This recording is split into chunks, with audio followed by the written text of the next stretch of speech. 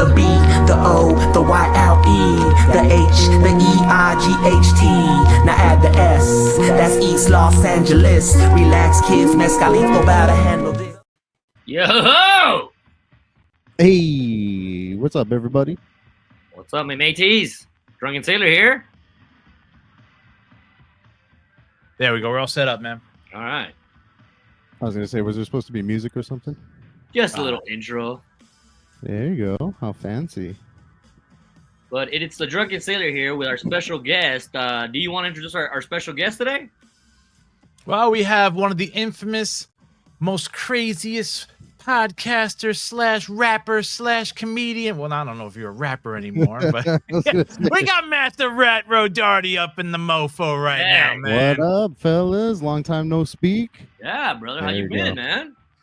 Fuck, man, just living in LA, dude. Like that in itself is all a whole adventure, man. Every day is something fucking crazy going on, and yeah, I man, do it's want like- to start out. You just performed at the Ice House. Was that your first time performing there? that was the first time ever performing at the Ice I House, assumed that man. you had Yeah. performed there already, bro.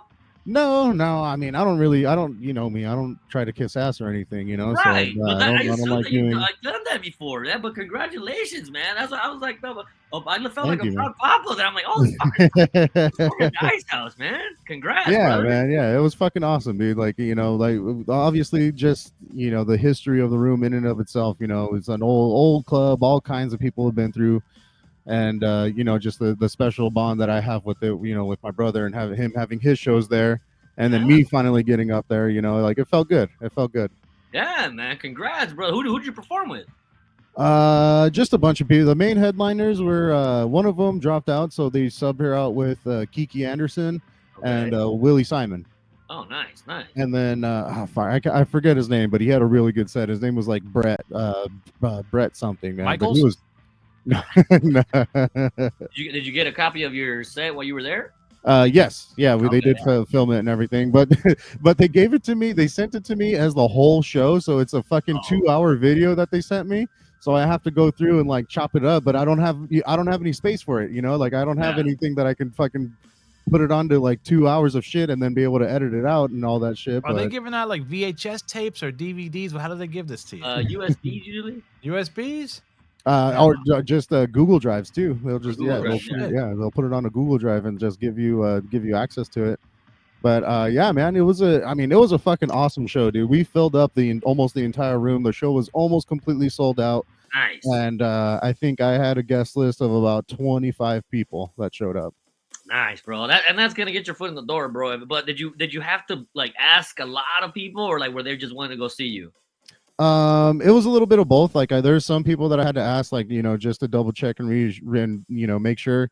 But for the most part, like I just put the word out and then people hit me up. They just hit me up saying, hey, like I heard you're doing the show at the Ice House. Like, what are the tickets? And then like, what's the people want to information? support cool cats, man. You're a cool cat, so I'm pretty sure everybody was like, fuck yeah, dude, yeah. Yeah. Actually, I got a bunch of people from my bowling league. Okay. Bowling league. Yeah, dude, I bowl on Tuesdays at in Action Lanes in Almani. You know, Nice. I still gotta go back, dude. You know, I gotta keep Almani close to the home, close to the heart, and everything. So I still go back every once a week to go bowl. Yeah. There's an open mic. It's not too far from you now in Boyle Heights, bro. It's a couple blocks from your ad. I think on Thursday. You should check it out. My homeboy Drew Martinez runs it. Cool guy, and he's gonna start doing shows there. So you should check it out. Oh, Man. nice. All right, yeah, for sure, man. Yeah. I'm always trying. I mean, I found a few people that do shows around here and everything. Like, there's one. His name is Jeff Buck. Really cool guy. Okay. But he works at a. I'm pointing, like I could literally point to it. Like, so down this way, just a couple blocks up is a place called Kippard, and he's already booked me on a couple of those shows and everything. Nice. But it's all, you know, downtown LA. Like local people are the only ones that show up and everything, and it's like, yeah, it's pretty fucking. But it's because, like, I kept saying when I first started that, like, it's very segregated. LA has its own scenes. Like, downtown LA has a scene. The San Fernando Valley has a scene. Hollywood has a scene.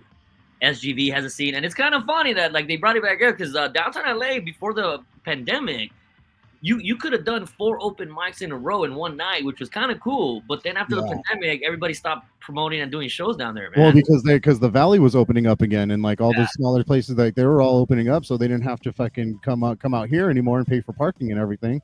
But still, downtown, walking around downtown is so much fucking fun. I saw a dude taking a shit in the middle of the street the other day, man. Oh, Where dude.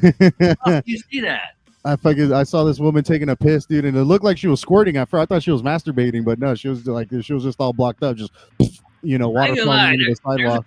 There's a couple, like back then, Skid Row was like a small little section, but like there's pockets of downtown LA where I'm like, what the fuck happened here, man? Dude, it looks like a bomb went off, dude. Like it's fucking it's crazy how fucked up someone and it's like you all you do is turn one corner and then all of a sudden it's like you're in a whole different area, man. Like it's Detroit or something, bro. Fuck. Yeah. And but the thing is though, right now, especially right now, because the Olympics are going to be here in a few years, it should, dude. The shit is getting all cleaned up, man. Like they're gonna San Francisco, LA, bro. Yeah. Oh, dude, and it's already happening. Like I'm already seeing it. Like there's some people. Like when I walk outside, I'm like, hey, like the sidewalk's been clean for 3 days in a how much row. Of a piece of shit Gavin is that he could have done that before, but now that he wants to clean up for the Olympics, that I'm like, motherfucker. Yeah, that's what it is. The residents that were here the whole time, man. Mm-hmm. Yeah, exactly, man. Like it's all it's fucking stupid, dude. Like you think they're gonna when they had I don't know what was it when they had FIFA over here, they did not even fucking promote any of the local businesses. It's like food or anything like that out in East Rutherford, New Jersey. Oh, I'm sure. Yeah, none of them fuckers, dude. So I don't watch the Olympics is probably gonna do the same thing to local businesses over there. They're probably not even gonna fucking promote them, bro. No, they're not gonna. They won't promote them and everything. But the thing is, though, is that the businesses around here, man, like they're fucking resilient, dude. Like we can survive, dude. Out here in LA, like we fucking survived a lot of shit. I mean, especially just within this year alone, And the businesses out here, man, are so fucking resilient. Like. I don't know if you ever heard. Just recently, this place called Kohl's, which is not too far from me. They were going under. They had to, but now they're going to stay open until September. And we went the other day, and it's what's called over here. Kohl's is a clothing store. No, Kohl's is a French. it's a French dip sandwich spot, but they have good cocktails. Oh damn! They have a good menu actually. Their food is actually really good there. Yeah. Their specialty is the dips, but they don't do just like French dips. They do pastrami dips, pork dips, and lamb dips. Smoke a fucking joint. Go down there and get some of that. Damn. Yeah. Plus, I think that next to it there's like a little speakeasy bar. That's not there anymore. That's not there anymore. Man, it was called the Varnish. I made some girls make out with each other last time I was there. It was fun. Like, we were just drinking, and I was like, wow, super. One night we were there. I think this was like a random Thursday that we were there. We're getting all fucked up, and Adam Canover walked in. Adam Canover from Adam Ruins Everything. Oh shit, for real? Yeah. What was he doing? Hanging out. He was hanging out with some chick. I think he was trying to get some. He was already hammered when he walked in, dude. So he was obviously hanging out. But yeah, dude, he was there with some like hot chick and everything, and he was chatting her up the entire time. And then people are like walking up and everything, and he's like telling them just like, dude, I'm so drunk right now. Like, I'm sorry. Like, I can't answer any questions. One bar that I do like in downtown, it's a little on the pricey side, but it's pretty legit. It's called 7 Grand. Oh yeah. Yep. That's another one. But those cocktails are fucking awesome there. Crazy, dude. Yeah. And then I think about that place too is you walk in and you'll notice like there's cabinets full of bottles. Yeah. Well, those are all bottles that customers actually purchase. They purchase those bottles and they keep it there for them. And then whenever they go back, they hand them their ticket and it has their information for all their bottles and everything. And then they'll go grab it and bring it to them and everything. And then serve it up, either cocktails or on the rocks or neat, whatever you want. But like that's your bottle though. Huh. Yeah, dude. Yeah, it's a very fancy place. It's all. If I take a bottle of Pop-Off vodka, like, can I keep it there? Right? No, I think you have to buy it there. That's the thing. Yeah, I guess downtown is plastic handle, dude. But it's hit or miss sometimes, man. Because fucking. It's about the bartenders. Yeah, the bartenders. Every time you show up, and it, depending on who you get, that's how. To be honest, how you know what kind of night you're gonna have. One of the reasons I do like going there is because of Joe's Pizza, bro. I love that pizza. Dude, everyone talks shit about Joe's around here. I like it, bro. Like, it's fucking good, dude. Yeah, especially the people from like New York and everything. They'll come and they'll just fucking because it's LA. Like, it's so much. No, I took my buddy from Jersey a while back to the one in Hollywood, and even he was like, "Nah, this is pretty good pizza, bro." Wait, what's a Joe's? Are you talking about? You guys think you got pizza over there? I mean, well, they say it's New York style and It's everything, a New man. York Yeah, style, and even my buddy from Jersey was he lives in San Diego now though, but he's like, nah, this pizza is fucking pretty good, Wait, bro. where's it at though? What part? What part? Where's They it have at? one in there's multiple locations. downtown Hollywood, Santa Monica, and I think another one in West I Hollywood. went to a spot over in Oceanside that was like dudes from Brooklyn who get all their shit from Brooklyn, and they were making like Oceanside is that's more towards San Diego. Yeah, but Okay. they did have. I was stationed down there. They did have a good pizza joint. They had bacon and broccoli rabe, with fucking feta. It was fucking good though, man. I was like, dude, it's salty. It's fucking Dude, good. if you like, people want to complain about pineapple on pizza. If you can hand me a pizza with broccoli on it, I'm punching you in the dick, dude. Broccoli rabe. It was broccoli rabe. No, broccoli rabe is good with little fucking those red pepper flakes. Little I mean, I love red peppers on my pizza, dude. But yeah, if you hand me pizza with broccoli on it, I'm gonna think you're the Antichrist or something like Bro, that. don't knock it till you try it. That's what I said. But then I was like, dude, this is actually pretty good. Like, and it wasn't bacon, it was pancetta. It was pancetta, broccoli rabe, and feta cheese. So what exactly is broccoli rabe? Like the only time I heard broccoli rabe was in the It's like office. a longer version of broccoli, but it's a little bit lighter. It's not as Oh, like it's mostly like it's like a stem, like mostly stem. They chop it up and they kind of put it on there, but it's freaking good, bro. Oh, is it like a long broccoli that's in like what is it? The beef and broccoli, a Chinese restaurant? Kind of like that. They kind of like that. Okay. It's a little longer, but it's like that's what I said. I was like, let me try it, bro. Change your mind, bro. Like back to the question at hand here, though, bro. Like what's up with you on the comedy scene right now, dog? I know you've been in downtown. Me and Lewis have been trying to set up a day where we go day drinking with your ass. We haven't had a chance. That'd be so much fun, man. Yeah, if you guys do come down, I mean, I'm in a really cool spot. Just the comedy scene out here, man, is just like you said. Everyone has different, cliques and everything, different groups. I'm fortunate enough that I'm right here in the middle of basically everything, man. Like if I want, I can do a spot in the Valley, and then go to Boyle Heights, and then do another spot here in downtown, all in one day. Like if I plan it out, just right. So at least once a week I'm in different areas. Like I'm in Wednesdays, sometimes I'm in Hollywood. Thursdays I'll go back to Covina. Mondays there's a spot out here in downtown, and I'm just trying to do like a regular thing. What is that? Oh, Amanda's handing me shots right now. Oh, nice. Yeah. Shots with broccoli in it? Yeah, don't knock it till you try it, brother. We got broccoli chasers over here, man. Cheers. All right, we're drinking tequila, guys. Hi, cheers. Get a little White Russian myself, so I feel gay, bro. I got fucking Bustelo. Coffee, bro. That's pretty good though. I like that coffee, man. You make it with you got the little thing. Nah, they make instant now, bro. So I got the instant one, and just throw some ice water and a little bit of almond milk, because I'm a fruitcake, and I just man. I'm not gonna lie. Awesome, man. I love almond milk. I think we talked about it. We talked about it last week though, but like a lot of my buddies who were joined the Marines that were in Afghanistan when the war first broke out, they used to sleep in the sand and like have to dodge these like giant spiders and scorpions out in the desert. Oh, one of my buddies asked me, "Where'd you get stationed at?" And I was like, "Oh, I got stationed in Miami." I was like, "How was that like?" Because I was like, I would wake up on a Monday. I'd get 2 hours to work out, so I really just go to the beach, get a massage, get a little cafecito with a pan dulce, and my buddy was like, "Wait, this is the Coast Guard?" I'm like, "Yeah, I got stationed in Miami, bro. Like, you guys joined the Marines, I joined the Coast Guard, bro. Like, you're gonna pissed off at me." But I'm like, "Why are you pissed off at me, man? I joined the right service, man." You're like, I went on vacation, dude. Like, I don't know what the fuck you guys are doing. I know a lot of my homies are pissed off. They're like, "Yeah, well, I mean." Like, hey. That's what you get when you go into the fascist branch of the military, dude. Yeah, man. But and it was not just that though. Like growing up in Boyle Heights, I was already, dude.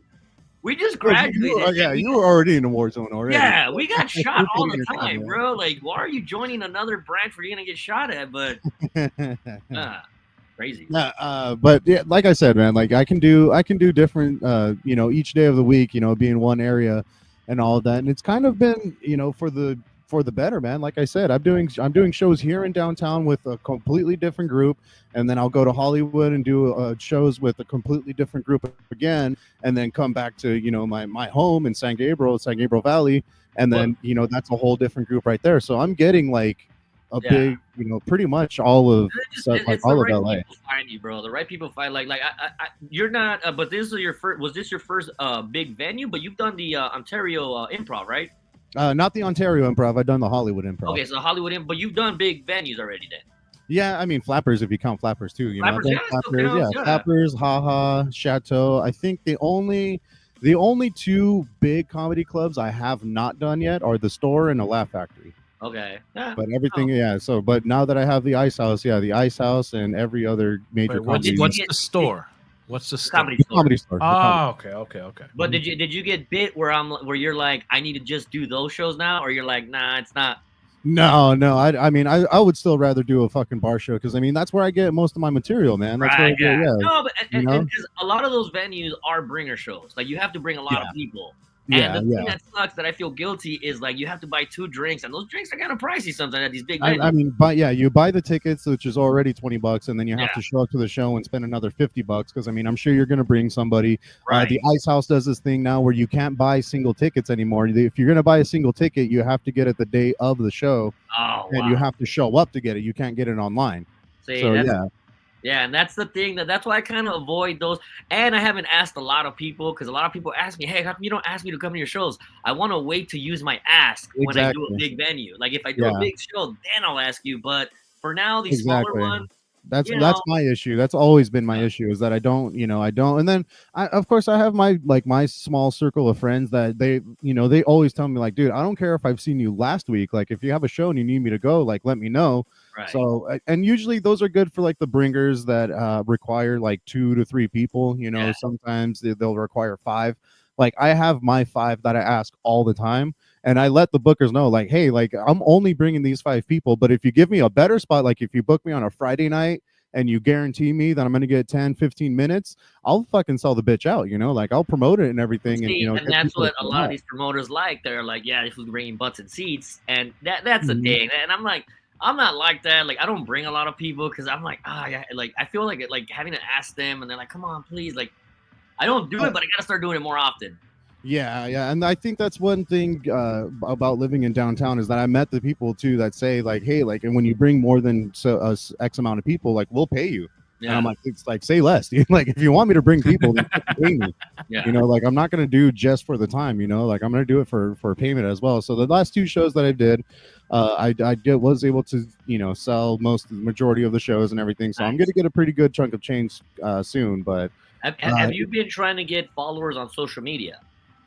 I mean, I give out my stickers. My stickers have my Instagram handle on it and everything. And actually, I've gotten to the point now where I'm just like, you know what, just fuck this. Like, I'm just gonna slap them everywhere myself. And I had T-shirts that I was supposed to be selling, but now I'm just like, fuck it. I'm just gonna give away the T-shirts now. So if you come to see me, if you come to see one of my shows, just say, hey, can I get a T-shirt? And I'll hand you a fucking T-shirt, dude. Like I have Matt The Ratt T-shirt. Actually, one of my friends, one of the last people that I had at my show. I gave them T-shirts, and she just sent me a picture this morning of one of her friend's kids wearing it to his first day of high school. Oh, that's fucking tight, bro. Yeah, and I was like, that's pretty fucking cool. Yeah, that feels good. Yeah. I texted her back. I was like, hey, let him know that it's Matt Ratt Comedy on TikTok and Instagram. I'm expecting new followers after today. All right. I made a few shirts a while back just to see because I don't want to do business but in this comedy game it's a little business, a little politics, and I didn't want I don't like selling stuff. I don't like doing stuff. I just so I gave a bunch of shirts away, but Gino Riccardi wore one of us to one of the shows that he booked me on without remembering that I gave it to him. I'm like, bro, you're wearing my shirt. And so I was like, fuck it, let's take a picture, bro. But I was awesome, man. Shit like that goes a long way, man. Fuck. Well, I mean, that's one of the things that people say too. Like a lot of seasoned comedians, they'll tell you like, no, merch is where it's at. Like that's where you want to make the money because you're not getting paid for these spots. Yeah. But if you go with a duffel bag full of shirts and everybody likes you, like, yeah, you'll make a couple bucks. So that was like my idea. I was gonna have like the shirts here, but I'm such a horrible salesman that I just keep forgetting, and I'm just like, nah, I'm just gonna give them. There was this big dude from Vegas, Ansel. I forget his name. He's a big dude, Kool-Aid. I know who you're talking about. I can't remember. I think they call him Kool-Aid. I think that's the big name. I think it goes by like Kool-Aid or something. He's a big dude, but he's funny as hell. Well, I did a show with him, and this fucker just put a bunch of stickers on the table, and he had like a little barcode where he says like stickers are free, you could just donate, and people were giving him like $20 for like a sticker. They're like, dude, you were funny, scan it, and then send them $20. So that type of stuff. I mean, the business side, those little things, it's a bar tab at the end of the night. You know, so yeah, well, you put one of those things on your shirt and shit. Just have them scan your shirt. Yeah, no, like one of my buddies was telling me that you should get like a Drunken Sailor with a barcode, and barcode then like on it, yeah. if people, and then you could write send me a free drink through the barcode, like marketing tool, you know? Yeah. That is pretty smart. I mean, I have a bunch of stickers that I'm just getting rid of now too. So I mean, I didn't even think about that. That's actually pretty smart. I would try to sell them at shows and everything, but I was like, oh, a sticker pack is like $5, and then there was like 6 or 7 stickers in there. Just write something as simple as like send me beer money with the fucking one of those what are they called whatever codes Zelle code. And people send you, and people do send money. I've been tripping out. Like I was like, golly, it's like a new form of a payment that's easier, dude. Like it's crazy. Yeah, man. It's funny to see how like the people's hustle, and especially out here, like you get so many fucking crazy weirdos like selling shit and fucking like we have a guy that like sets up and everything, like, and he has it's like candy, like real, but sugary stuff and everything, but it's all just a front for him to sell drugs. Like, okay. People just go up and tap him on the shoulder, and then he's like, all right, and then you reach into a different bag and pull out like either like some fucking crystal or coke or something like that. I do trip out sometimes though, that there's a couple comedians, I'm not gonna mention any names so I don't get in trouble, but there's a couple comedians that started merchandise and selling stuff before they worked on their act. And I'm like, bro, like I get it, like you want to sell merch, but you should really work on your act first, bro. Like, it's kind of funny, man. Like I seen some fools bomb, and they're like, "I'm gonna be selling merch in the back," and like nobody's there. Nobody's gonna want to buy shit. That's like funny. If anything, they want you to fucking to give up. They're like, "No, we're not gonna buy your shit. Stop doing comedy." But it's funny, like the ego that these guys have. That I'm like, bro, like I don't have that type of shit. But did they at least have like a good, like you guys got the gimmick? You got the Matt the Ratt gimmick. You got the Drunken Sailor. Did they at least have a good gimmick? Some of them do, but it's the gimmick before the art. You still gotta have to be able to make the crowd laugh for at least 10 minutes. Some of these guys are jumping the gun where they're doing that before they work on their craft, which I'm like, dude, like work a little bit more on a couple jokes, man. Have like at least a good solid 10. Yeah, that's something that a lot of people don't really understand. They get into this game thinking that they can just take the high road, like just get the quick through. Just write new stuff every single time and everything, and that's something that I had to get over too, especially with like going to open mics regularly, because I'm like, you go and you tell the same jokes to the same 4 people every single time, and you get less and less laughs every single time. So what do? All right, well, I just have to come up with something new. For me, dude, like I just started going to new places. I was just like, you know what? You guys heard all my shit before. I'm gonna find a new fucking spot where nobody's heard my shit. Do my jokes there, and that's the thing. That's the thing. When you like, see, when I first started, I thought it was just you go up there and everything has to be fresh each time. I didn't know like I just repeat the same shit I did that works. So I know when I get booked on a show, like I have to get my solid stuff up front and the stuff that works, but then like open mics, you can work around and try new stuff, but it's a fun game though, man. I'm enjoying it more now than ever. Yeah, man, especially right now, dude. Like with everything, like now me relocating to LA, dude. Like it's all so exciting for me now. It's all brand new stuff and everything, and I'm kind of like it's made me a better joke writer too. Like I've come up with like some really good stuff that like. I've even brought back like old jokes that I told when I first started that were like just terrible jokes, but now they're actually structured and like I was able to find a better voice for myself to tell them and everything. Because like even right now, like I'm not sure if I still even found my voice. Like I'm starting to get a little more comfortable in my writing style, but my voice, dude, like I feel like I every time I go up there, like I try to be a little different every single time, and it's like I don't want to keep doing that. I want to keep. Have you thought about taking an acting class? No, I thought about acting, just not taking a class for it. A lot of people do tell me that like I'm a pretty funny character when I'm up there because I'm very charismatic. But I tell them like I took an acting class, and they do help you out about stage presence, about projection. About emphasizing your face and little things like that I didn't think about, but like a couple acting classes did help out. And when I tell young dudes like you should take an acting class or an improv class, Why? I want to I be a mean, comedian. Rat is the Kurt Hammett of El Monte. You know?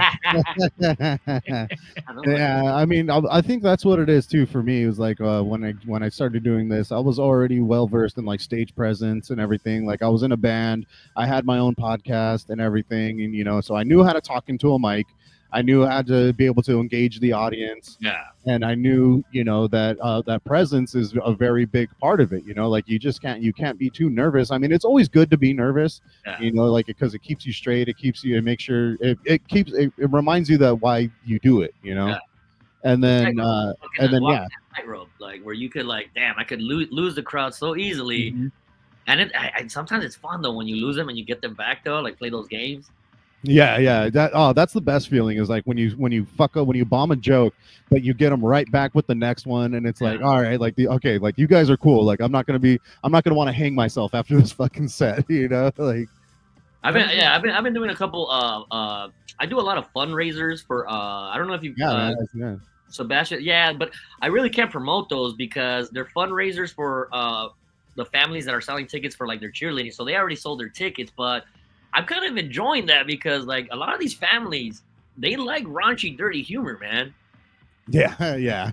I trip out. I'm like, this is a Catholic schoolgirls fundraiser. Like, yeah, but we want you to be dirty. I'm like, all right, fuck, man. Like, Yeah, of course. Yeah, those fucking Catholics, man, goddamn alcoholics. I did a Salesian high school a while back in their I was saying a bunch of abortion jokes and a bunch of like really, and the father came up to me after the priest like, hey bro, you're really funny. I'm like, damn, thank you. He's like, you're right about abortion. Yeah. No, because like even he was like, he did a couple groans or like, oh, but after he came with my son, you are very hilarious. I'm like, thank you, father. It made me feel good, For some reason, like a lot of comics don't like this, but I like mentioning that I do comedy. Because then I always get fucking people try to come up to me and try to tell me jokes and everything, and I love just ripping them down and telling them like, dude, that's not funny. Like that shit sucks.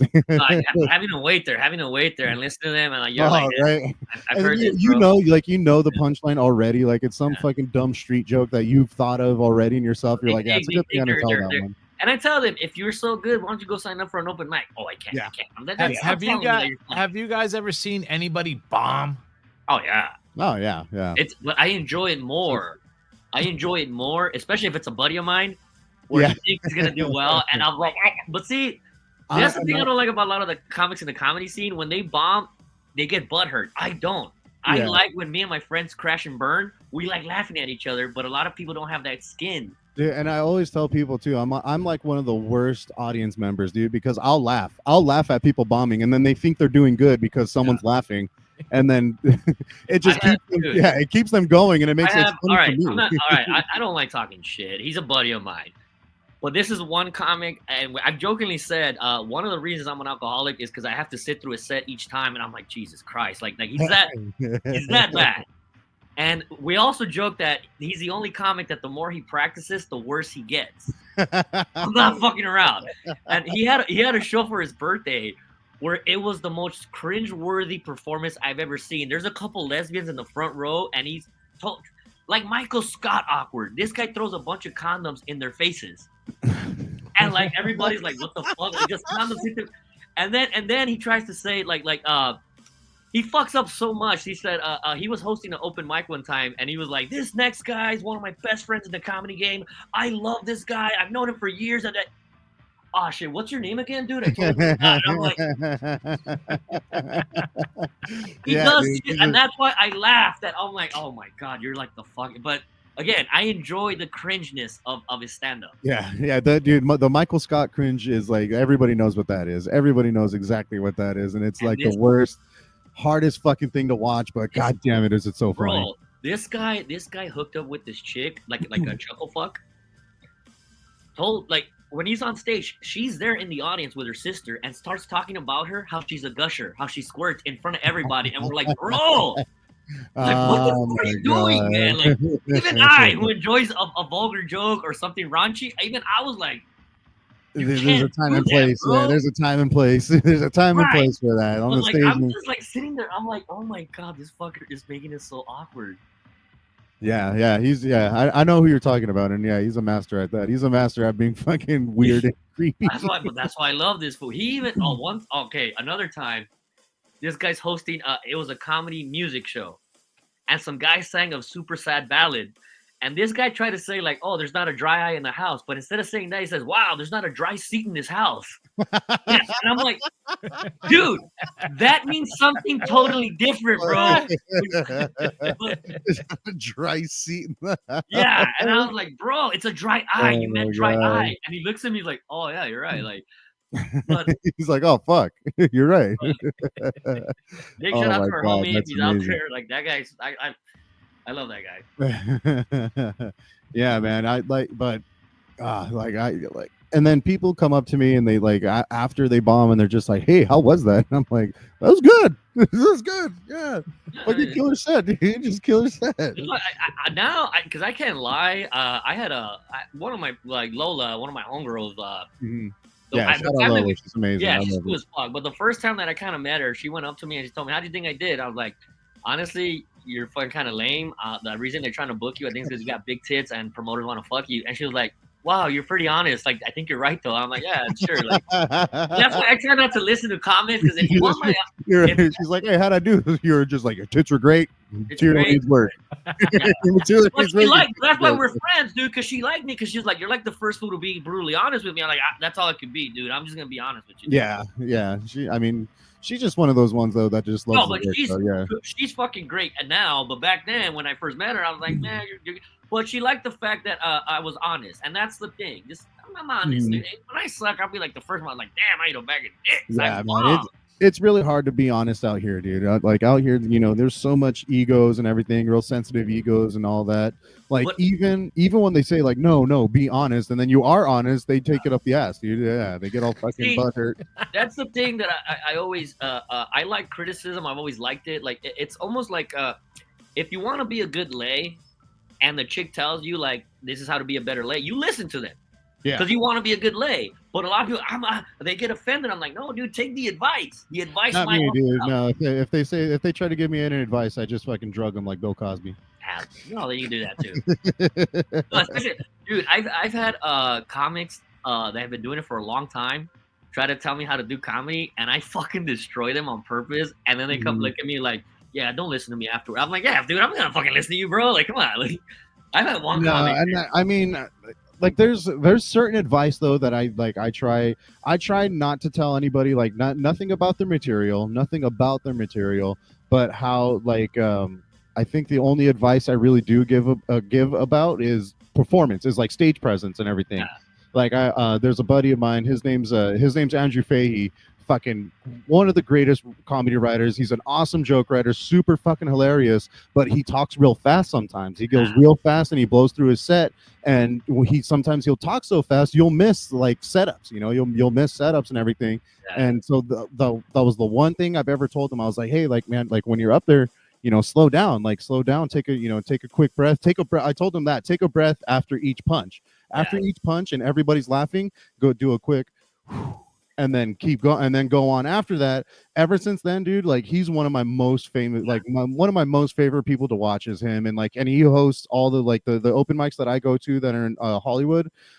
They're all his mics, dude. They're all his mics that I like, and it's just because I enjoy watching him so much. Like his charisma and his writing ability and everything is so fucking good. Like, and ever since I gave him that advice, he's actually taking it, and he's one of my favorite performers ever. There's a couple comics, man, that they stopped doing comedy because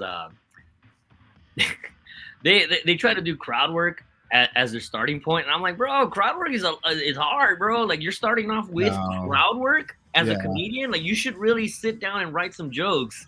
And what most people don't realize is that even though it is crowd work and it's supposed to be spontaneous in the moment, they're rehearsed questions. Rehearsed questions and responses. Like Matt Rife is not just coming up with that shit, boom, just like that. He's asked that question so many times that he could anticipate what your response is. Yeah. And he has he has like a pre-existing punchline for whatever you're gonna say. That's why it's funny when I go see a bunch of new comics that have been doing it for like less than a year, and they try to do that, and I'm like, dude, you're not at that level yet, bro. Like, and it's funny because they think that's how you get better. I'm like, no, you gotta write, bro. Write a lot. Yeah, that's not how you get better, dude. How you get better is you work on your act, man. You have to work on your act. And people would try to squeeze in crowd work on like 6 minutes, like 6 or 7 minutes set, and I'm just like, come on, like, dude, you got to be better than that, you know? Like, you can't, if you can't go on stage and kill for 6 fucking minutes, dude, then you're hopeless, dude. Because it's funny when I see You're newbies. fucked up, dude. No, You're but there's newbies that'll go up and are like, is there anybody's birthday up there? Is there anybody's birthday? And yeah, it's like, dude, what are you trying to do? Is that another shot? Oh, yeah. Can I get another shot? I remember. Okay, another one with my homie, the comedian, the comedian. Okay. We were at open mic, right? And this girl went with her mom to try stand up for the first time. Oh, After her set, this was hosting it, and he goes up, there's like, wow, so we kind of popped your cherry, huh? I'm like, no, you can't say that, man. No, he totally could have said that. But he said it not knowing what he was doing was vulgar and offensive in front of her mom. Nah, she deserves that, dude. That's what she gets for bringing her mom. Fuck that, dude. I'm on his side on this one. But she's in the audience, like, with her mom, like, yeah, I guess what you did, like, it's fucking awkward, bro. Nah, dude, I've had to like sit my family down and warn them, like, hey, like when you come see, because they're very supportive, man. You know, obviously because of my older brother and everything, and the fact that I'm doing comedy now, they're all 100% behind me and supportive. So they want to go to my shows all the time. And like, I have to sit down and tell them, like, hey, like when I'm up there, I'm not fucking, you know, your Bootsy. I'm not fucking your grandson or your nephew or anything like that. Like, I'm up there and I'm Matt the Ratt. Like, that's that, you know, that's who I am up there. So whatever I fucking say, like, you can't be upset about it. You know, like, you can't be upset about it. You can't. Yeah, and that's the kind of the thing that, damn, Cheers, another one? fellas. All right. Yeah. Must be nice. Can't even get my girl to iron my shirt. Fuck. I'm bring me a shot. Now go make a sandwich. Nah. Louis said, you can go to iron a t-shirt and you're bringing shots. No. Yeah. Yeah, I like doing misogynistic shit in front of, like, I did a show a while back in front of, like, the this misandrous comic. I think you know Mistress K. Yeah, Mistress K. And she hates men.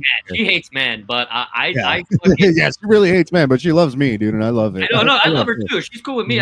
But I went to a show which was super LGBTQ, super fucking like all the minorities were represented, and she got me, the Drunken Center, to go up there.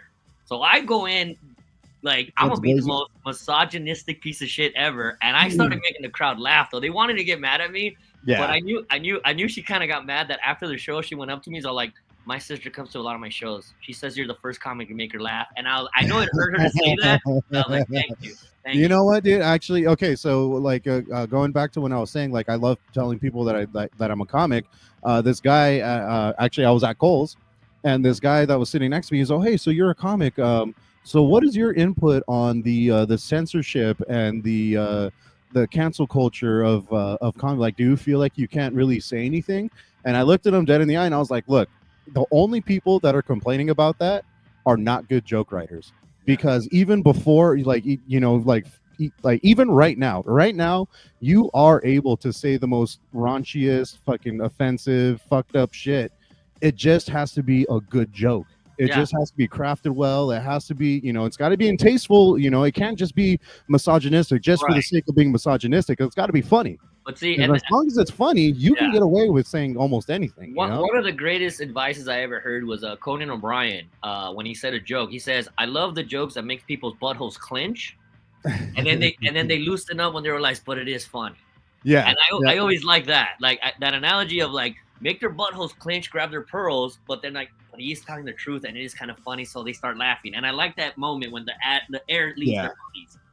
Yeah, but he was but the guy was just like, no, like certain people, like, and then he started naming names, and I was like, dude, like, those aren't good joke writers. They're not good joke writers. They have ghost writers, like they have other people writing their material for them and everything, and it's like, and they're not good jokes, you know, like he's not delivering them right or anything like that, and it's all. But not only that, it's almost like an entitled like sense of these people that come out of the woodworks to be like, I know what's funny, and you should not be making fun of fat people. You should not be making fun of minorities. You should not be making. And I'm like, shut the fuck up, bitch. Like, I make fun of everybody. It's comedy, man. Everything's on the table. I mean, everything's on the table. You just have to be good about it. I mean, I've always grown up, or like as a writer and as a comedy joke teller and everything. I've always known you never punch down. Like you don't punch down. You always punch up.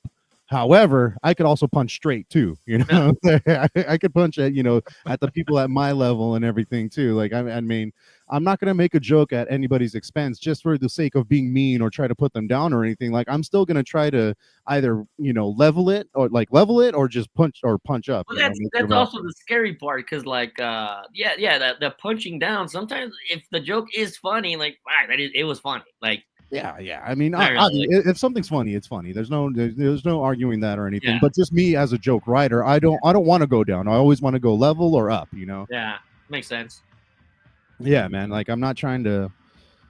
And it's not even the fact that like I'm afraid, because like you said, if I do come up with something that does punch down, if it's fucking funny, dude, like I'm gonna go for it. Like I'm still gonna say it and everything. I'm not gonna be ashamed of. So when I did that all female LGBT, I wore a pink shirt, and the first joke that I said was, when I left the house, my dad used the F word to describe my outfit, and everybody was like, "What?" Like, he said I look like a flamingo, but then like everybody was like, "But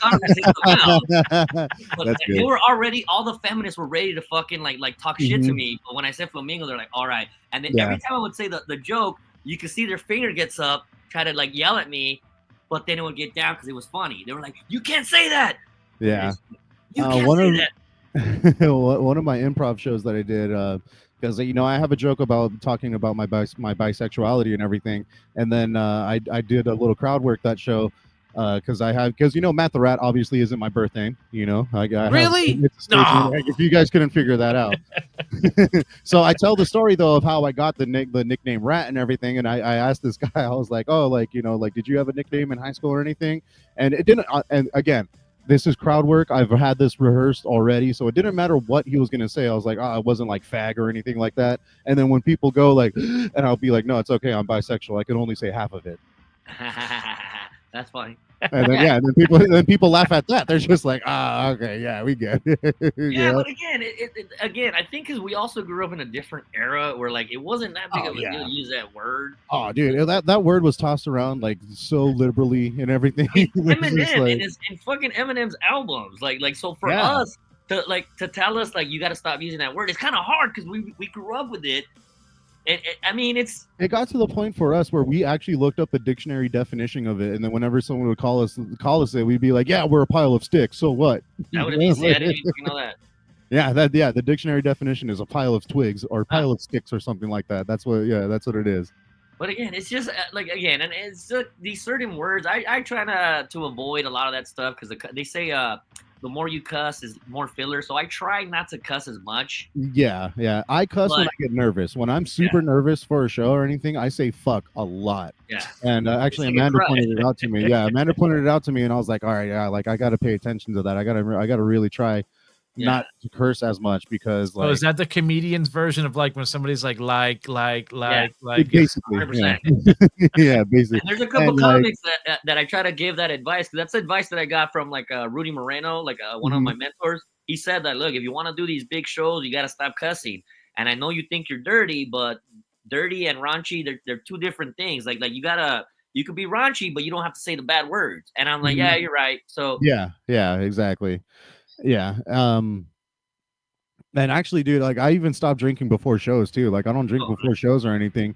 But that was advice that I got from DJ Cooch, because Cooch was telling me a story of how when he was opening up for Carlos Mencia, he was like, "Hey man, like I really want to drink. Can I get a drink?" And Mencia was like, "All right, like you can have a drink before the show, but you're off of the lineup." And then kicked him off of the lineup, so he didn't perform for him that day. He was drinking. No, well, because he asked him like, oh, like, is it because you're nervous? And he was like, yeah, like I'm really nervous. I need a drink. And so Mencia was like, all right, here's your drink. You're not performing tonight. And then the next day he told him, he was like, do you know why I did that to you? And he was like, no, like he was like, because I want you to be nervous. I want that feeling. I want you to go up there scared, because that means you're not going to fuck up. That means you're going to try that much harder. That means that you love doing this so much that you're even scared to go up there, but you're still going to do it because you got fucking balls. Yeah, but I last year, I gave up drinking for 45 days because I nearly hooked up with this big ass torta at this club. And like it was like, yeah, it's like, so like I've been to rehab twice. It didn't work, but me hooking up with that chick and my homie showing me pictures, I was like, I gotta reevaluate my life choices, man. So I stopped drinking for 45 days last year, and I did a couple How very shows. Jesus of you. Yeah, yeah, and I did a couple shows with Johnny Gold and even Narciso Gonzalez, and they told me like, dude, that's the best performance I've ever seen you do. What's different? Mhm. Like, I wasn't drinking, and they're like, then stop drinking. I was like, nah, I like drinking, man. Like, Yeah, I mean, that's so do I. You know, like, I love drinking. So so when I did that show, he did the same thing to me. He asked me, he was like, "Oh, is it because you're nervous?" And I was like, "I'm not." And I told him, I was like, honest. I'm like, I have nerves, but it's not because I'm nervous. Like, I just like to have a drink before I go up. I'm an alcoholic. Yeah, exactly. I just like a drink before I go up. So he didn't take me off the lineup or anything, but he was just like, "Hey, like, just so you know, like, I want you to be nervous up there. I want you to feel that." And honestly, ever since then, though, so if I don't drink before a show or drink before a set, I won't drink before the set, or I'll get my drink right before I go up, so that way I have my drink with me when I go up there. Well, let me ask you a question, guys. Isn't it better to feel loose than to feel nervous? Everybody's different, man. Everybody's yeah. different. Yeah, it's all up here for each individual. There's motherfuckers that do lines before they go up. There's motherfuckers that smoke weed. Mm-hmm. There's motherfuckers that do some push-ups. There's motherfuckers that jack off before they go up, man. It's just whatever works for you, bro. Yeah, what do you think the whole Louis C.K. thing was about, dude? That was all his ritual, you know. He had to jerk off before stage time and everything. So, like, I noticed I have a 2-drink minimum. So I'm an alcoholic. So, and that's my act. I'm the drunken sailor, but I enjoy having a cocktail and like just being up there with a drink. Yeah, I can't get too smashed because then I do get turned into fucking Jim Morrison and fucking. This is the. You start getting philosophical instead of telling jokes. I am the Lizard King. I start being on the crowd, man. Like start doing some crazy Ozzy Osbourne shit. So yeah, you're right. He's just out there like, "Hey, does anyone want to fuck, dude? Are there any tortas out there?" But again, I think it works for me because people know, like, oh, that's just Noriega. He's a drunken sailor. I mean, when your name is the drunken sailor, you know, like you kind of have to, you know, live up to that. But again, and I've also like having a good time, and I think people sense my energy when they're like, "Damn, this fool sounds like my drunk uncle." It's a vibe. It's a vibe I give. Yeah, it's part of the show, man. It's part of the show. I know, and then I mean, I just live my life as the drunk uncle now. You know, yeah, no, but freaking and even I don't know. It's just. I don't need to drink, but fuck, now you got me questioning, bro. Fuck, should I not drink it? Johnny Gold's telling me that. Like I said, it's only before, you know, before sets, dude. It's only before getting, you know, going on stage, and it's only just to torture myself, you know. Like I'm just that's what I'm doing is I'm torturing myself, but I'm also reminding myself too, like this is why I love fucking doing it. Like, I don't care how scared I am or how nervous I am. Like I'm still gonna drag myself up on that stage and fucking do it. Oh, it's a rush. It's a rush. Mm-hmm. Yeah, but, exactly, man. I do remember the first time I did the Ice House was it was for Rudy Moreno. It was one of his classes that we took, and at the end you get to perform there. Yeah, and I was a bit nervous because it was the first time at the Ice House, so I had only been doing it for like maybe less than a year or whatever. Mm-hmm. So I was like kind of nervous. I even bought some Zantac because I was getting like acid reflux. I was like, fuck, man, I'm kind of nervous. And this little old lady who was on the show was like, Mijo, why are you nervous, Mijo? We're gonna kill. We're gonna be awesome. Like, stop being such a pussy. Like, stop being scared. I didn't know Cheech Marin was in your fucking class. She goes up ahead of me. And she starts having a fucking nervous breakdown where she's on the floor hyperventilating, and they had to call a fucking ambulance. And I'm like sitting in the corner. And I'm like, this bitch is telling me to calm the fuck down, and this bitch is nearly gonna die. Right? She was just putting on a facade. She was just but then I go up there and I'm like, usually it's the comedian that kills the crowd, not the crowd killing the fucking comedian. Like I was like, she needed a drink before going up, dude. She needed a drink before going up. But the way she was stop being such a pussy, mijo, you'll be fine. I was like, well, hilarious. Oh my god. The lady nearly died, man. It was fine, but again, it's different for everybody because I even think the comedians, they have to fucking do a lot of blow before a show. I'm like, god damn, like you have to. I'm not. I mean, I try to go up with the straight, and then not only that, because I have gone up like super baked and like fucking blown out of my mind before and everything, and I just don't like the way that I perform. Like I feel. I mean, I guess it's funny. People laugh. For an I'm hearing open laughter. mic, I think it's cool. But if you're booked on a show, you gotta fucking go in there all guns blazing, and you gotta It's your job, dude. It's your job at that point. Like people forget that this is work for some of us. Like this is This is how we make our livelihood, what we want to be our livelihood eventually one day. That's the goal that we're all shooting for. I don't think I'm really shooting for fame or anything like that anymore. I just want to be able to do this every single night and get paid doing it. Yeah. I think most people do it, but a lot of people, when I talk to them, they tell me it's better than having a real job, and I'm like, this is a job. This is a real job, yeah, man. Have the mentality that I'm like, I mean, you got to keep up with receipts and everything. You got to track all, you know how much gas you use and all of that. Like it's a fucking job, man. I can see a Netflix special with you too, bro. Like a remake of Bosom Buddies. A fucking buddy copy. We were just watching Rush Hour before we started. I was thinking about this because one of my heroes as a kid was John Ritter from Three's Company. Yeah. And you could go back to that show, and that motherfucker could get like told like, dude, this is sexual harassment, dude. What you're doing, like flirting. But that's the way I flirt, and a lot of times like it's a super aggressive way. But that's just me. But I kind of get mad that like, is he gonna get canceled pretty soon? Three's Companies, because it was a pretty raunchy show where he's always trying to hook up with Chrissy or Janet. Dude, all the shows back then, man, like the Dick Van Dyke Show and the Leave It to Beaver and everything. Like if you watch those shows, like those shows are all fucking like hidden misogyny all through up the fucking ass. Like Honey, not as bad as fucking John Ritter and Three's Companies. Yeah, it gets progressively worse up until like the 90s. The 90s is when it starts kind of mellowing out a little bit, and that's only because the dude from fucking Seventh Heaven was a fucking diddling kids and shit, and they were like, "Oh, we should probably, probably pay attention to all that." Recently, I heard millennials complaining about American Pie being like toxic and blah blah blah. But I'm like, dude, when I was in high school, that was a funny movie. That's all I thought about in high school and like middle school was getting pussy, man. Trying to look at boobs and feel girls' boobs and like all of that, like. But now they're saying that like they're trying to cancel it and say that it's full of misogyny, like rape culture and like blah blah. Like, dude, boys are gonna try to get paid. I can't tell you any of those girls that I treated that way are still talk to me. Like, it's kind of true, Like I don't fucking talk to any of those bitches now. Well, maybe that's because you were a misogynist, bro. Like, exactly, man. Yeah. I was just too aggressive with my love. Apparently. Too aggressive with my love. I heard a comedian say one time that rape is just love with bad timing. I always laugh at that joke. Rape is just love with bad timing. Not my joke. I don't want to do a joke. I forgot the comedian, but that was hilarious. I always remember that. Oh my god, that's shit. That's so. Because it is technically. I mean, if you think about it, Oh my god. Oh shit. No, but it's all jokes. It doesn't matter. It's all jokes. I mean, not just that, bro, but in the comedy scene, the other thing that I always tell a lot of youngsters and young dudes is like, keep it in your pants, man. Because a lot of people get in trouble. Mm-hmm. And as fucking crazy as I am, I try to keep it. You could talk to Lola, what's homegirl with the glasses, Carissa.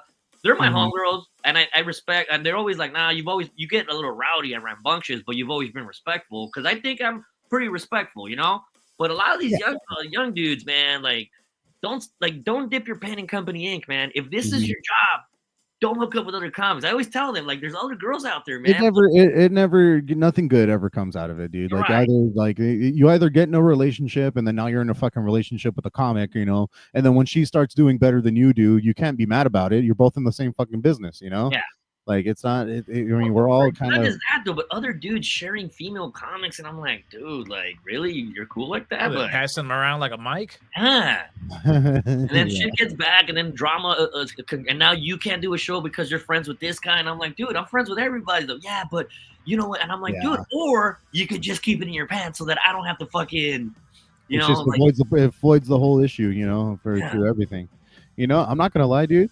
My fucking background is a lot cooler than all of your guys's or anything like that. I'm gonna just say I got the Drunken Sailor. I got League Array. Live view right now, dude. A fucking atom bomb can go off right now, and you guys will be able to see it. I'm waiting to see like strobe lights in one of those fucking apartments and shit, like a party going. Dude, okay, so actually, this house right here, right here, that purple one. Yeah. Yeah, dude, that one right there gets a little rowdy sometimes, you know. So usually, so every once in a while, we can see some good stuff through that one right there. Really? Yeah, that's right there on the corner of Fifth and Broadway, right there. Like what kind of girls? Like Hispanic? Yeah, your favorite tortas, dude. All right. Your man. favorite torta. Hey, man. Dude, they're all fucking like tweaker, fucking skinny white girl model shit, dude. There's so many heroin. beautiful people out here in LA, Heroin, man. It's fucking yeah. ridiculous, dude. All Like kinds of just fucking.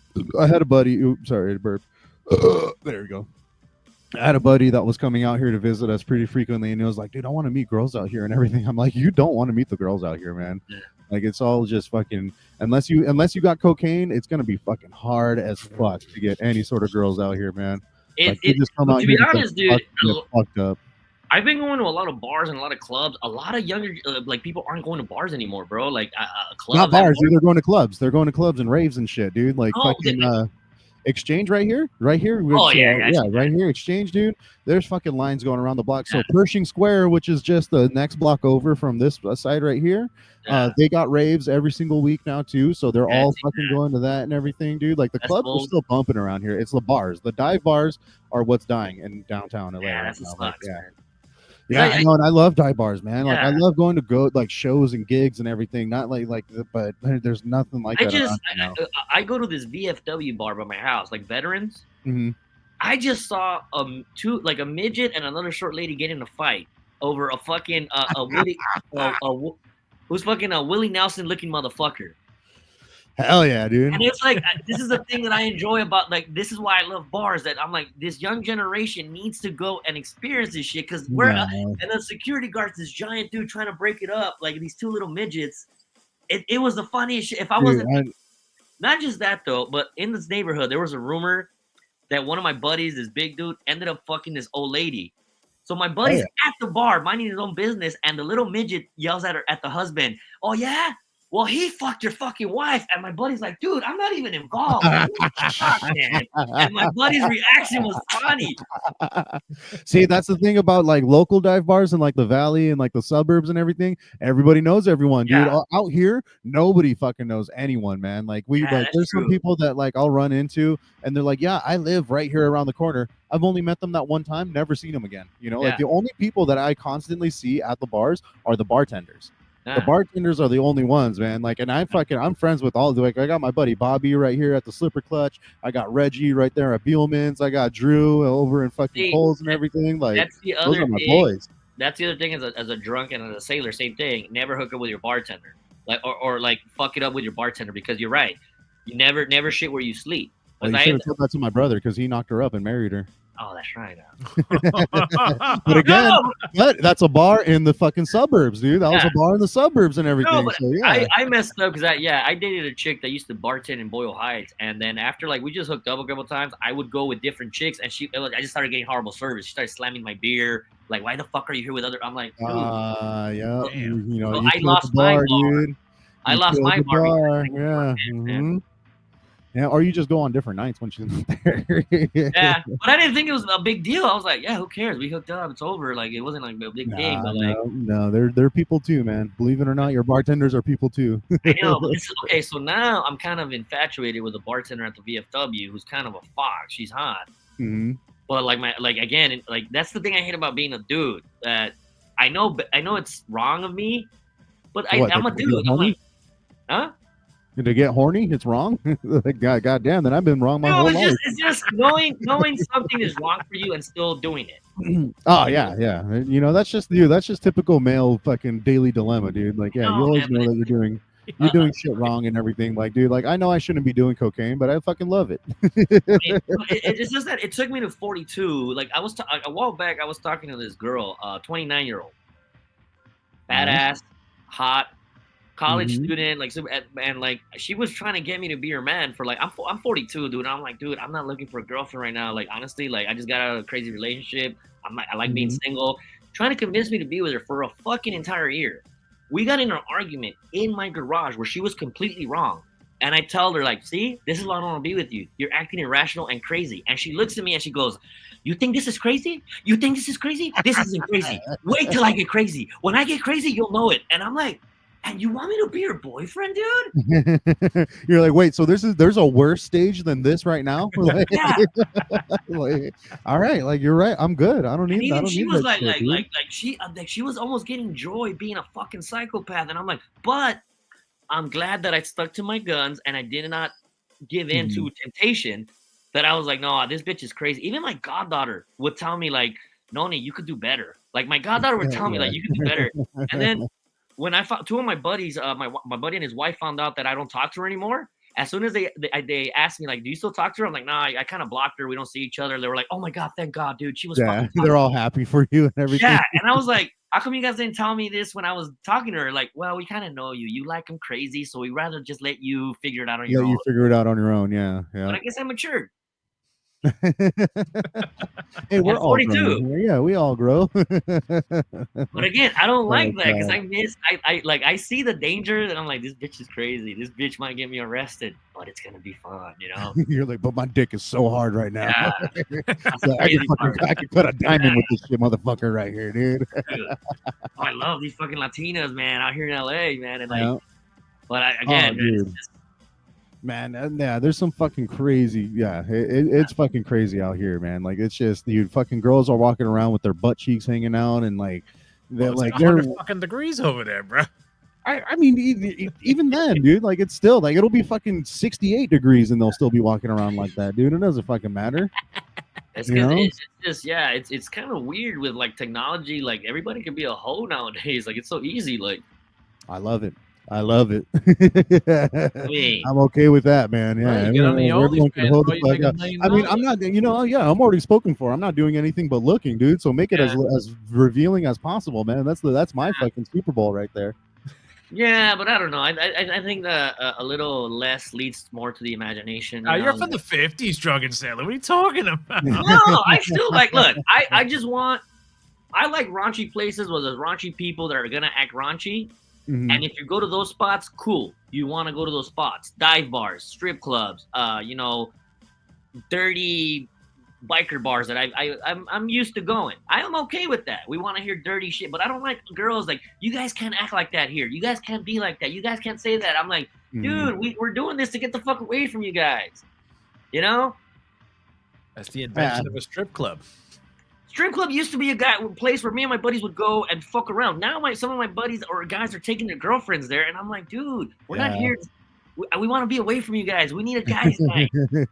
We want to be away from you so we can hang out with them. Like, we want to hang out with the slutty women without the other non-slutty women. When my ex would go to bridal expos in Long Beach, I'd be like, I ain't fucking going to that shit. That's like a chick shit. Like, you guys go. Mm-hmm. Although one of my ex's one of the boyfriends for one of her friends wanted to go to a bridal expo, and I said, that dude's gay. And she's like, oh, why are you such a... No, that dude's gay. No guy wants to go to a bridal expo. Turns out I was right. Dude came out a couple years later. I was right. I was like, no straight guy wants to go to a bridal expo, dude. I'm just telling you.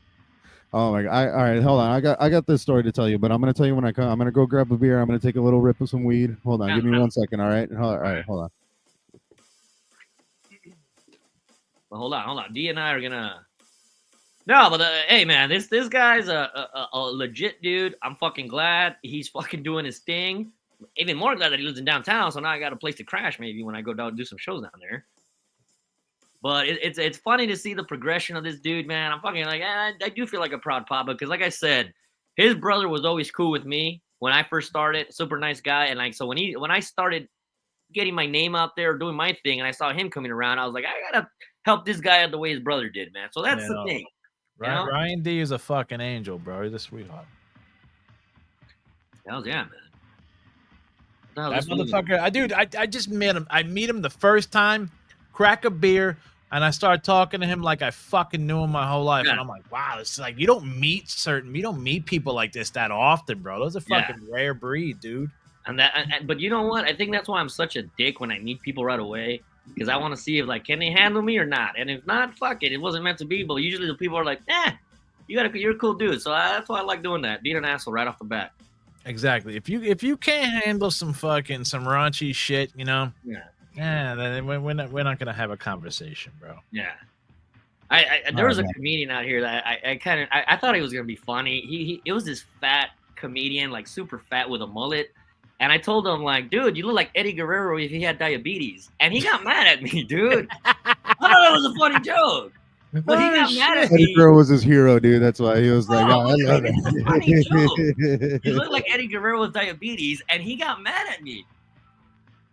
And that's when I was like, all right, we're not going to be friends. That's someone that's just self-conscious about their weight. I know how it is, dude. Okay, but Somebody it's called me Fat Pedro Pascal the other day, and I was like, man, fuck you. Fat Pedro Pascal.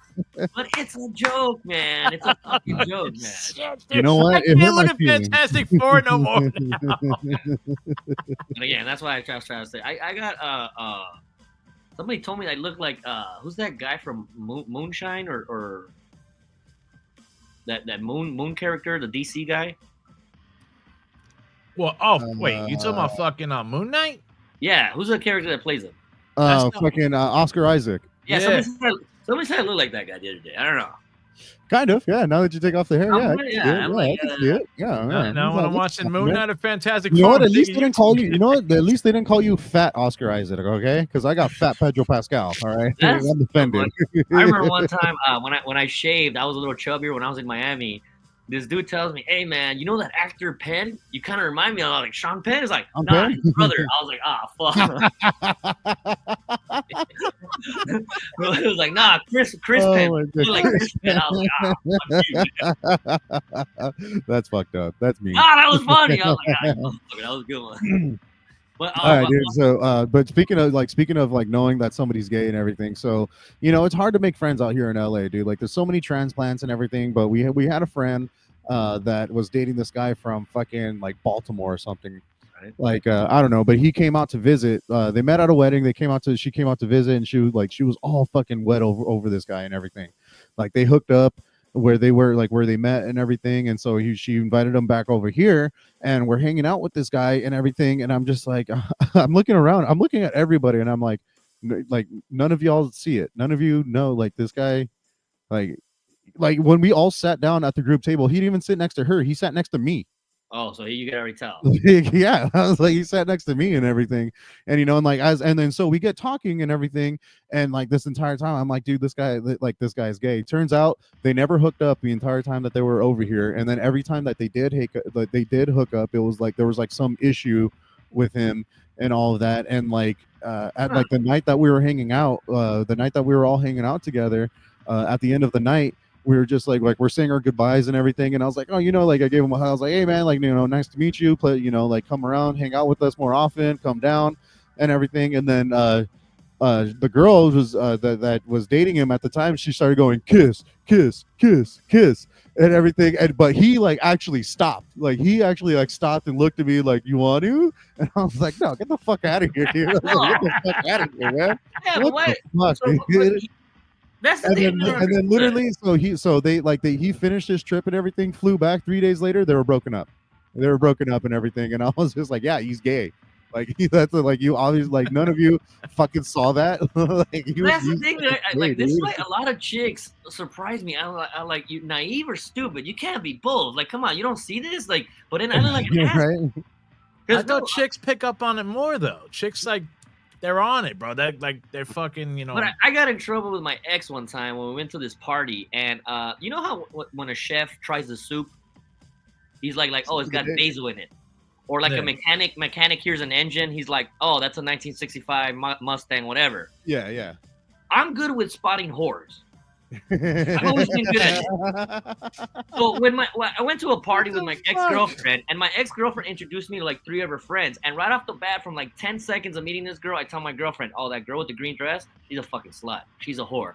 And my girl got mad at me, like, why are you an asshole? You're always judging people, like, you think you know everything. I'm like, no, dude, I'm sorry, whatever. We go on to the party, I'm hanging out by the barbecue the whole party, we're chilling with the guys, she's over there with her girlfriend. On the drive home, she's quiet, like kind of angry. And I was like, hey, I'm sorry what I said. It's like, you know that girl that you pointed out? She just fucked a guy, his brother, and his cousin this whole weekend. And I was like, yeah, I was right. This is where it gets interesting. My girl tells me, turns on me, is like, how do you know like slut so easily? Like why? Like why do you know slutty women? Like did you pick up on? She turned it on me now because I know the patterns, Yeah. She was, how do you know horse so well? Like, is that how you got me? And I was like, oh my god, You're like, yeah, you're a whore. That's why I love you. Your dad's in another country. I mean, Oh fuck, dude. no, I'm just kidding. No. But it's just, I know how. I have like if I was an X-Men, I think that would be my power. That I just like girls. You're a good whore finder. Oh my god, I don't think that's got any real uses in the X-Men. You know, maybe No, but in real X-Force. life, in real life, you could tell, oh, this shit, and it's okay. I'm not judging, to each his own. Let your freak flag fly, but don't hide it, that's Right, what I'm saying. If like a lot of people think I'm gay because like when I go out, like I'm very flamboyant. I like to dance, and I get a lot of like, dude, are you sure you're not gay? I'm like, no, I'm not gay. Like if I was, I would be proud. I was raised to be a proud person, So a lot of people always like you're like, no, I'd be at Pride if I was gay. yeah. Well, that's why. No, I seriously would. Like, I love wrestling. People like try to embarrass me. Oh, you like wrestling, bro? I'm like, fuck you. I enjoy it. Leave me alone. Like, I always say what I like. I'm a Clippers fan. I'm proud of it. But I don't know. It's just like that's why I don't understand like gay people that are scared to come out. I'm like, dude, just be who the fuck you are. Who gives a fuck, man? Like, I ain't like. Judge you. I mean, that's something that just can't be said, for some people, dude. Like, I know some people that are just, they're it always stress me out because I've never been that gay. Like, if I was, my mom would be like, "Nah, me, be who you are, be proud." Right? Yeah, exactly. You'd be loved. You'd be loved and cared for and everything. Just some people don't got that, man. That's real fucked. Yeah, and that's the whole fucked up thing about it. And that's where all this insecurity comes from. It's because they didn't get enough love as a kid. They didn't get enough of, I'm proud of you and. I'm glad to be, that you are who you are and everything. At 42, I've never heard that. Oh my god! Well, maybe one day, this day you'll be like Vince McMahon, dude. I think Dad didn't say he loved him until he was on his deathbed 3 days before he died. No, but I think it's this is the thing that I learned to not expect that anymore. That I'm like, you know what, just have fun, fucking, no matter what you do. Like, I'm not gonna lie, I'm the type of dude that if I got to the moon, my dad will be like, you couldn't get to Mars? What kind of a son did I raise? Not only do I get no love, I get an insult for doing something successful. That's the thing that sucks. When I do something good, and my dad still needs to cut my legs underneath. Well, I mean, that's just. I think that's just that fucking Latino mentality. They have to cut you down. They have to make sure that you stay right here. You're not up here anymore. You're right here. Okay, remember where you come from. No, but it gets a little tired after a while, and I'm like, dude, like just give it. No, I'm sure, dude. Yeah, I'm sure. It's like, yeah, it doesn't. Even if I were to win the lottery, my dad would make me feel guilty for winning the lottery. He's that type of dude. He knows how to fuck up your buzzer. I mean, honestly, I think that's why I'm not successful now because my dad's proud of me. He loves me. My dad loves me. He tells me all the time that he's proud of me and everything, dude. Like that's why I'm not successful. Yeah, I'm not gonna I don't lie. have anything to prove. That's why I'm all fat too. Like I don't need to go to the gym or anything because yeah, I think my dad's the opposite, where he's in competition with me to like. That he's stay above, to stay ahead. Yeah. I remember when I got diagnosed with type 2 diabetes a while back. So I came back home and they gave me metformin. It's like a diabetes medication, and like I was supposed to take 2,000 milligrams. Well, you and Marlon have something in common now. Yeah. Well, when my dad found out, he's all like 2,000. I'm at 4,000. Come talk to me when we get to that level. I'm like, get the fuck out of here! I'm not fucking around, man. No. My dad was like I'm taking 6,000. Like you're not at my level. I'm like, that is so diabetes. What the fuck is that, dude? I'm telling you, man. My dad was even competing. So you're not as diabetic as I am. Fuck you, dude. You more chorizo, motherfucker. Yeah. Isn't that crazy? That's fucking awesome, dude. I remember, and I'm not gonna lie, because I like thick women, dude. I love thick women, and my dad always makes fun of me, like, "Oh, is that all you could get?" I'm like, "No, I like thick women, because I think I'm packing some heat. I think I'm packing some heat." Well, one time, just to be a dick, he was in his room, and I invited this big ass girl to my house, and I literally hit it hard just to make that fool listen. Next day during breakfast, I'm like walking around, like, what happened? And he's like looking at me, like eating, like, damn, man, like I can handle thick broads, bro. You can't. Leave the fuck alone, He's a what was she? 320? I did 420, motherfucker. He had a ass. He had a. Oh my god. But like, just to show him, like, dude, like, I could get skinny broads. I'm not into skinny broads. I like a little meat in the bones, Yeah. You want to show off your strength. Yeah. Yeah, Oh, you want to show off how strong you are. look, like, it's funny how he's like always a hater. Like he just doesn't like when I do things in life. Like he That's always so like, funny. yeah. Well, it's I mean, it is what it is with our parents and everything. We can't pick our parents. I know, but honestly, now that I'm a lot older, because he also tells me, you're just like you're just like your grandpa. You're just like his dad. Because my dad would rather be at the bar, chilling, being at the bar, socializing and being with his friends. And I started thinking, you're just like my grandma. If my grandma was as annoying as such a bitch as you are, I don't blame my grandpa for being at the bars too. Like, fuck, you're a buzzkill, man. Like it makes sense. Yeah, it makes sense. Like, fucking. yeah. So like, my dad doesn't drink alcohol at all, and I'm the drunken sailor. So like, oh, you got total opposites, dude. And see, my dad's always been like, have a family, settle down, and I'm like, no, I don't want that, dude. Like, you want it, Dad, like, because you didn't have it, you gave it to me, so thank you for it. I don't need it. Right? Yeah. And I think parents need to realize too, like the opportunities that you give your kids, like just let them fucking take it, like let them do whatever they want to do. Don't put your own expectations on it, because I mean, I don't have kids, dude. I don't have kids. Right. I'm a fucking uncle, dude. Like I give my nieces and nephews like the worst advice ever, and then tell them like, yeah, go tell your mom now. Go tell your mom what I told you. No, but I think it's my dad's ego that he always wanted me to be like a doctor or like have like an office job, not for my own happiness, but so that he could tell his friends and family that he raised. I am.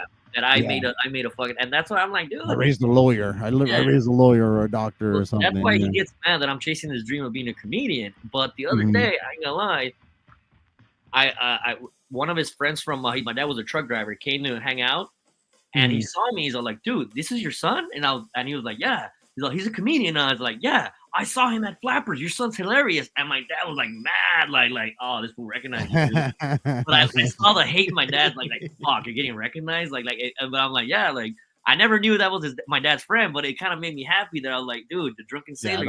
That's an awesome feeling. That's an awesome feeling. Yeah.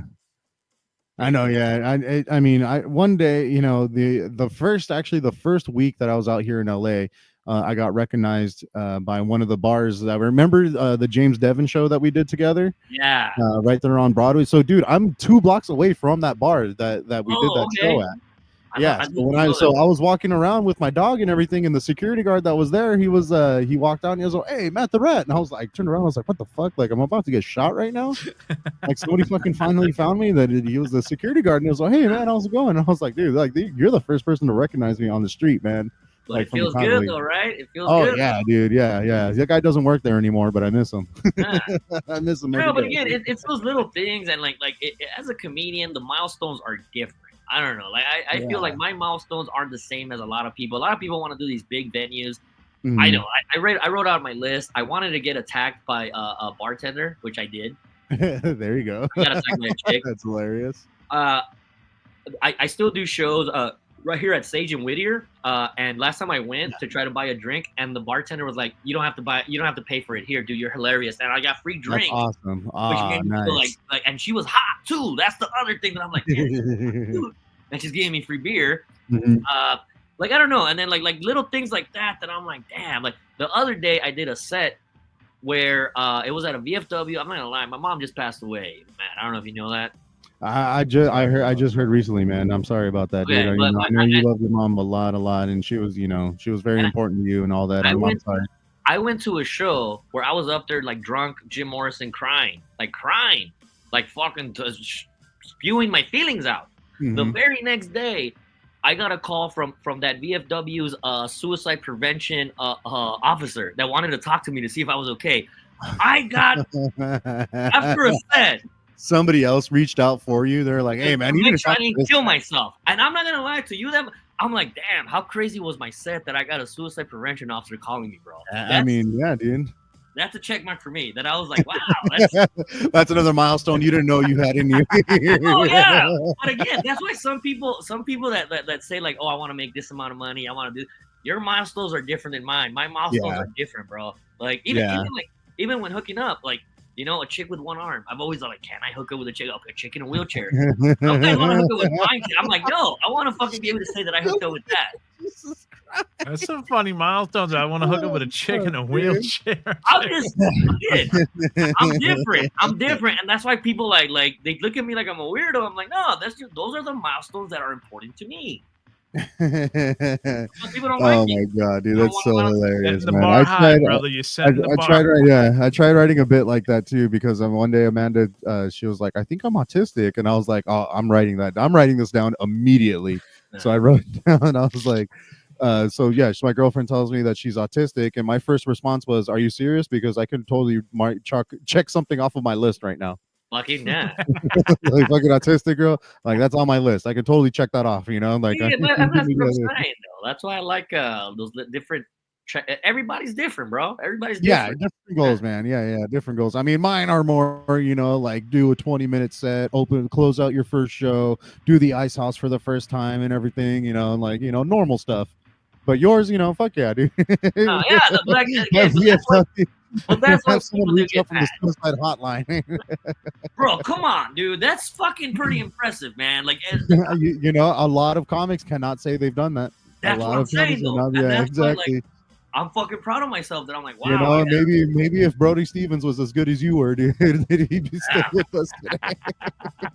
Well, again, the thing I always talk about is because in my younger days when I was in a sailor, I did have a buddy of mine who got cheated on by a chick that was on another ship, and like my buddy, he was like a little wounded animal, you know, but he didn't want to talk to me. Like he was my roommate, and I was like, bro, like you want? And he was like, nah, bro, it's because you're gonna make fun of me, you're gonna clown me, and I was like, yeah, I probably am, because I just didn't like talking about feelings.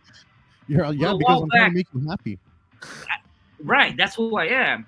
But a while back, one of my buddies ended up getting cheated on by his girl, and he came around, and I got like a 12-pack. I was there for him. We went to a strip club. I was there for him, and he tells me to this day, bro, like honestly, if you weren't there for me, I would have probably blown my brains out, bro. Thank you for being a homie, and just being an ear. And again, I'm not the same dude that I was when I was 21, but I'm glad that I've been through a lot of shit where I can help my fellow man now. So if you're a guy out there that wants to have a drink because you're stressed out, hit me up, man. Sometimes that's what guys need, a dude to go have a couple beers with, you know? You need to start your own hotline, dude, the Drunken Sailor hotline. I kind of do want to do that. I know how to cheer motherfuckers up, man. I'm good at that. You know, eventually, I think that this is what the show could evolve into, man. This show could evolve in, like, eventually you will have your own hotline number, and people are going to be able to call in live and be like, hey, dude, I need some advice right now. And I think that's genius, man. Yeah, I think that's genius. My soapbox as a comedian, I want to help out my fellow men that are too proudful to ask for help. Because I've been there. When my mom got sick, I've been there. I was like, all anonymous too, you know. Yeah, like nobody has to give their names or anything like that. Like, yeah, you could totally set that up, dude. Fuck yeah. Like, but again, and again, milestones. Like milestones. My milestones are different than most people. If I could help out people with comedy, I've done what I wanted to do, bro. You're like the neighbor from the Truman Show. That dude always had a 6-pack on hand, bro. That's what you need sometimes. I got video games. I got access to a lot of strip clubs. I live in the city of industry right now, where there's a lot of strip clubs out here. I know a lot of dive bars. I know some bowling alleys. You know, like. Hey, Matt, there you go, bowling. Yep. You need to find that hamster wheel. Like a motherfucker. What's your average, dog? Let's go. What I'm saying, like, some men need that hamster wheel and help, you know? And, like, I think I'm the perfect dude because I am a dude's dude. I'm a guy's guy. You know, and I mean, eventually, you know, I don't think I'll be doing it for too long, but that's why I do bowl every single week. I'm not gonna lie. Every single week, I'm there with my boys, and we get fucked up in the parking lot before. We get all fucked up. Were you pregame before bowling? Yeah, dude, of course. Yeah. We get all fucked up before bowling. Go drinking, bro. Yeah, exactly. Like, because we're going to drink more beers while we're bowling, so we got to be drunk already. Yeah, exactly. Yeah, we're going to pay that much money, dude. Might as well be drunk when we fucking get in there. So we're like we pregame in the parking lot. We go in, we bowl, we talk a bunch of shit and everything. And then this is the best part though, is that after we're all nice and sauced, we continue to hang out in the parking lot after, and we just talk shit, dude. Like we just talk about life and you know what we went through that week and shit that's going on. I've been talking about that for a lot of my posts. That it used to be the Flintstones used to have the blue buffaloes. Remember the Flintstones? where the Yeah. guys Yeah. Married with Children had fucking what's it called, Nomad. Like I'm saying, guys need a guys' night, and there's studies that are coming out that studies show that 2 guys' nights a week with just the fellas is healthy for men's mental health. And I've been saying that since I was a kid. Like sometimes the reason I love the military and I like sports is because it was just me and the fellas joking around, laughing over stupid shit. Yeah, dude, and we need that, dude. Like I need that. I definitely need that. Right. You know, more. You know, I mean, I'm way too poor to afford therapy right now, so I need my fucking boys, dude. Bartenders are the drunk man's therapist, bro. That's why I'm Yeah. always there. Yeah, exactly, man. And you know, I wish I could be a bartender, but also at the same time, I don't like listening to other people. I find it interesting. I do find it interesting. I do. I enjoy it because I'm like, wow, like you've been through some fucked up shit, bro. Like, wow. I don't know why. I just enjoy people's I guess misery loves misery. You enjoy other people's misery. Oh, you know, like it needs to put it into perspective that, like, yeah, you know, maybe my life isn't that bad. It puts it into perspective for you. Yeah, and I think that's the thing that, like, I'm like, holy shit, I'm bitching about this, and this guy's going like, hell, like, yeah, no matter what, dude, no matter, especially in a fucking dive bar, there's someone always doing worse than you are, dude. Like, I remember going into a bar one time, and like, you know, it was the anniversary of my brother's death. And I was just like, yeah, my brother died a year ago and everything. And this woman was just like, yeah, my son just died 2 weeks ago. And his kid, they won't let me see him anymore because I'm homeless and everything. I'm like, you know what? You're fucking way worse than I am, dude. Here, I'm going to buy you a beer. Yeah. That's what I'm saying. Sometimes you need to, like, that type of shit to put it in perspective. That's why I enjoy going to the bar scene, bro. Like sometimes when I think about, like, damn, you have it way worse, man. Yeah, see, my thing is though is that I want to get to a point where I can just show up at a bar show and just get 5 minutes, you know, like you know, at that point and everything. Like that's my next goal right now. Like I've done, like the Ice House, like that was like that is the tip of that is the top of the mountain for me. Like the ice, as long as I've done the Ice House, then I'm okay. Now I want to get into a place to where I can just show up to places and people will be like, oh, hey Matt, you know, you want to do 5 minutes and or whatever. See, like I want to be able to do that. I want to get 86 from a venue. That's my next goal. I want goal to get 86. Yeah, that's what I'm saying. Though my goals are different. Where I like a bunch of people are like, "Nah, this guy's not allowed here anymore." I want that. Yeah.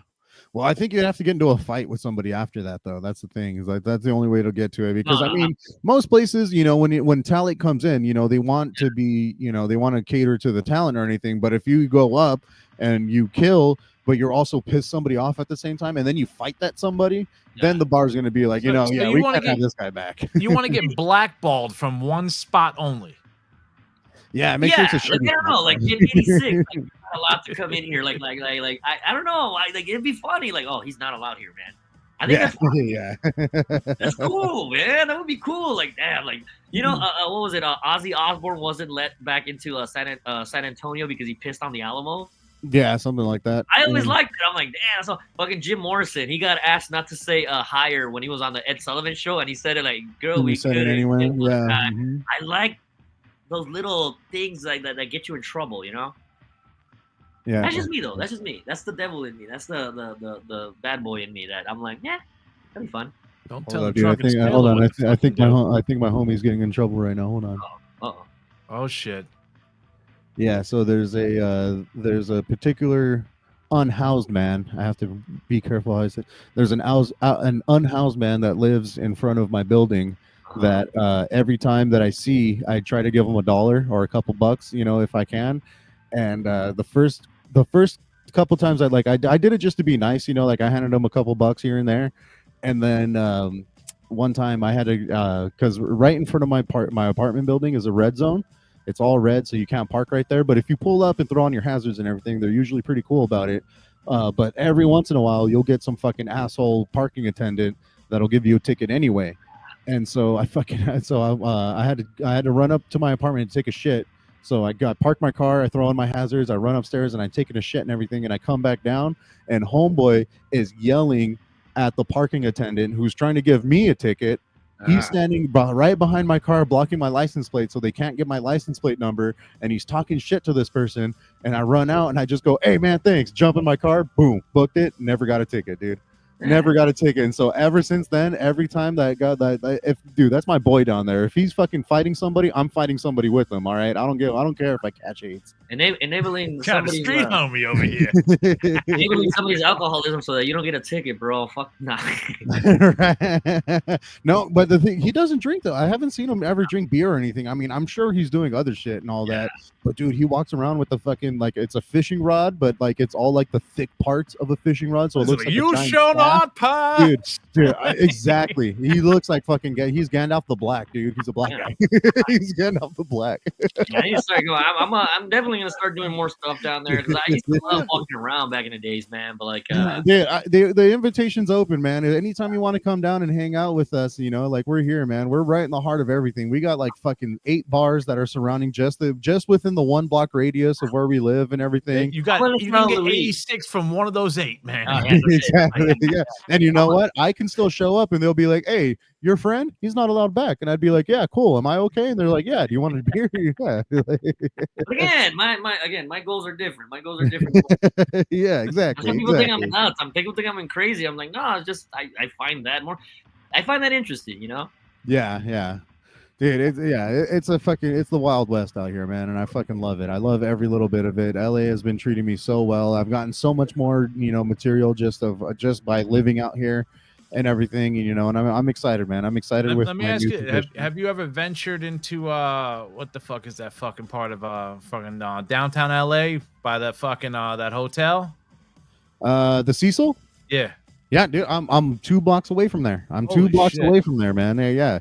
So I live on Broadway. My apartment building's on Broadway. Then there's Spring and Main, and the Cecil Hotel is on Main and 7th, I believe, or 8th. It's on 8th, and I'm right here on 5th. Where they found the bodies in the fucking water And the tank? water tank and everything. Yeah, yep. That's the one. That's the one that Richard Ramirez was staying in while he was murdering all those people. Funny you say that. The cop that caught Richard Ramirez goes to my VFW. He was on George Lopez's podcast.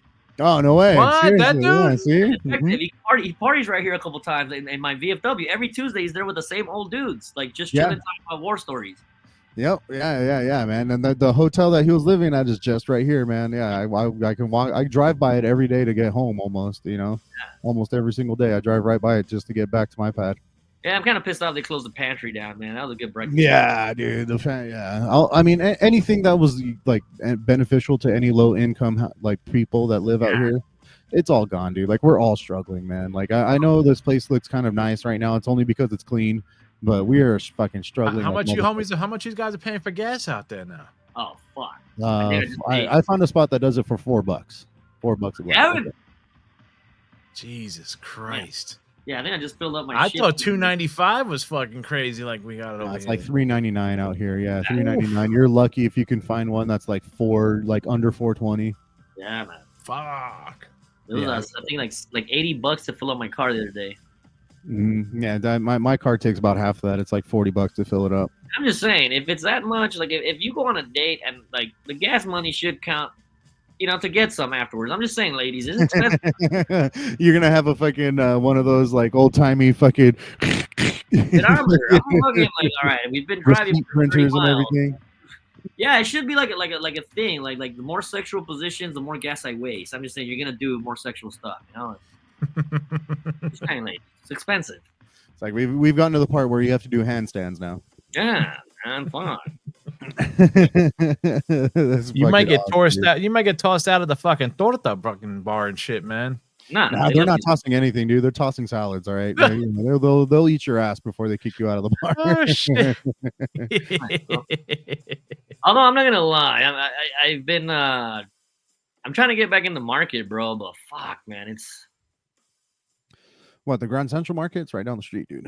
Oh, just in the dating market, bro. But I mean, dude, I can't say anything about that, man. Like I said, I'm fucking spoken for, dude. We've been together for 11 years, man. You know, I'm basically married at this point. Yeah, you're lucky, bro, because now I have to go back out there and it's a lot of craziness that I'm like, God damn, we gotta put up with this now, like. Yeah. You know, a lot of people that complained before, they were just like, nah, I just want to be free. It's like now you got to put up with a bunch of other shit, dude. Like you waited. You should have grabbed them when they're all dumb. when they're all dumb and full of fun. Like, to be honest though, like it's freeing, bro. I don't not having to worry about your another person's emotional state is so relaxing because I'm like, you're miserable. It's not my fault, dude. But look, but remember in the beginning of the show, homie had a fucking shot brought over to him. He had his fucking clothes getting ironed. No, I don't know, man. Yeah, you know, there's still good ones out there. There's still good ones out there. Don't worry, you know. Yeah, you just gotta you gotta find one that loves you enough. I met freaking nutty buddy over here. You think that's crazy? You think that's crazy? Like, fucking Jack Nicholson vibes from The Shining, bro. Like, hell yeah, dude. I fucking love that. Oh man, dude. Yeah. She had a nice ass, man. The crazy ones that's always the thing, do. man. Like I got a buddy right now who's in a relationship, and like he we haven't met her. He doesn't want to introduce her to any of us or anything real? because no, she's real. Yeah, she's real. I think he knows that you got. But no, well, she's born again Christian and doesn't drink, doesn't party or anything. And like, but the thing is though, is that he lied to her and told her like, oh, I don't smoke, I don't party, I don't do anything like that. And, see? Yeah, my friends don't listen to the devil's music. Yeah, honest, man.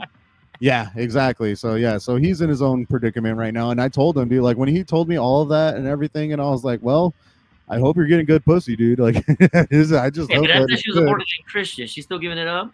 Yeah, yeah. She's one of those fake ones. Yeah, dude. Hey, she's lying to him too. Then fuck it, they're perfect match. Yeah, she does anal, man. So apparently it's good for him. Well, yeah, but like she lied, he lied. Both are lying. Oh shit! Oh fuck! I just ripped the headphones out of my ears right now. That was funny.